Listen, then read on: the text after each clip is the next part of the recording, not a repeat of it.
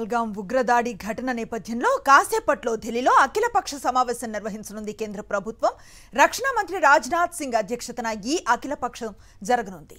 ఈ మేరకు అన్ని పార్టీలకు ఆహ్వానం పలికారు రాజ్నాథ్ సింగ్. సాయంత్రం 6 గంటలకు పార్లమెంట్ హౌస్ లో మీటింగ్ ను ఏర్పాటు చేశారు. ఉగ్రదాడి ఘటన, భద్రతా పరిస్థితులు, కేంద్రం చేపడుతున్న చర్యలను అన్ని రాజకీయ పార్టీలకు వివరించనున్నారు రక్షణ మంత్రి రాజ్నాథ్.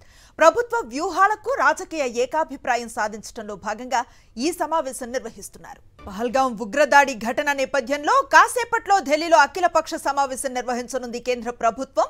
రక్షణ మంత్రి రాజ్నాథ్ సింగ్ అధ్యక్షతన ఈ అఖిలపక్షం జరగనుంది. ఈ మేరకు అన్ని పార్టీలకు ఆహ్వానం పలికారు రాజ్నాథ్ సింగ్. సాయంత్రం 6 గంటలకు పార్లమెంట్ హౌస్ లో మీటింగ్ ను ఏర్పాటు చేశారు.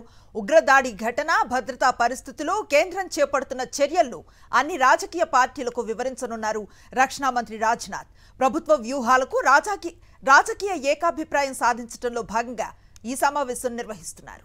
ఈ సాయంత్రం నిర్వహించనున్నటువంటి అఖిలపక్ష భేటీకి సంబంధించిన పూర్తి సమాచారాన్ని మా ఢిల్లీ కరెస్పాండెంట్ వెంకటేష్ అందిస్తారు. వెంకటేష్, చెప్పండి, రక్షణ మంత్రి రాజ్నాథ్ సింగ్ అధ్యక్షతన జరుగుతున్న ఈ సమావేశానికి సంబంధించి ఎట్లాంటి అప్డేట్స్ ఉన్నాయి? ఈ సాయంత్రం 6 గంటలకు కేంద్ర ప్రభుత్వం అఖిలపక్ష సమావేశాన్ని నిర్వహిస్తుంది. ఈ సమావేశానికి రక్షణ శాఖ మంత్రి అధ్యక్షత వహిస్తున్నారు. అన్ని రాజకీయ పార్టీల నాయకులను ఈ సమావేశానికి పిలిచారు. ప్రధానంగా ఈ సమావేశంలో పహల్గాం ఉగ్రదాడి ఘటన ఎలా జరిగింది, దీన్ని వెనకాల ఎవరున్నారు, దానికి సంబంధించినటువంటి పూర్తి సమాచారాన్ని అన్ని రాజకీయ పార్టీలతో ప్రభుత్వం షేర్ చేసుకోబోతుంది. ఇప్పటికే అనేక రాజకీయ పార్టీలు ఉగ్రవాదంపై కేంద్ర ప్రభుత్వం తీసుకున్నటువంటి అన్ని చర్యలకు కూడా మద్దతు ఇస్తామని ప్రకటించాయి. సో ఆ నేపథ్యంలో రాజకీయ పార్టీలో కూడా క్షేత్రస్థాయిలో ఉన్నటువంటి వాస్తవ పరిస్థితులన్నింటిని కూడా తెలియజెప్పేందుకు కేంద్ర ప్రభుత్వం ఈ అఖిలపక్ష సమావేశాన్ని ఏర్పాటు చేసినటువంటి పరిస్థితి.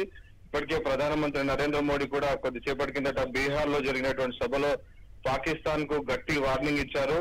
ఎవరు ఊహించనంత స్థాయిలో భారీ ఎత్తున వారికి తగిన గుణపాఠం నేర్పిస్తామని, తగిన రీతిలో శిక్షిస్తామని ప్రధానమంత్రి నరేంద్ర మోడీ స్వయంగా హెచ్చరించిన నేపథ్యంలో ఖచ్చితంగా భారత్ రిటాలియేషన్ చేయబోతుంది. అతి త్వరలోనే ఆ రిటాలియేషన్ ఉండబోతుంది. ఇప్పటికే మనం చూసాం, చరిత్రలో ఎన్నడూ లేని విధంగా సింధు నది జలాలను ఒప్పందాన్ని నిలిపివేయాలని నిర్ణయం తీసుకుని, సో దాని ద్వారా 85% పాకిస్తాన్ వ్యవసాయం పైన ఇంపాక్ట్ పడేటువంటి అవకాశం ఉంది. సో ఆ విధంగా పాకిస్తాన్ కు బుద్ధి చెప్పే దిశగా ప్రభుత్వం ముందుకు వెళ్తుంది. కేవలం సైనిక చర్యనే కాదు, ఇతర మార్గాల్లో కూడా పాకిస్తాన్ పైన ప్రభావం పెట్టే విధంగా కేంద్ర ప్రభుత్వం అనేక చర్యలు తీసుకుంటుంది. సో ఈ తీసుకున్నటువంటి చర్యలు, తీసుకోబోయేటువంటి చర్యలు, ఈ అంశాలన్నీ కూడా వివరించబోతున్నారు.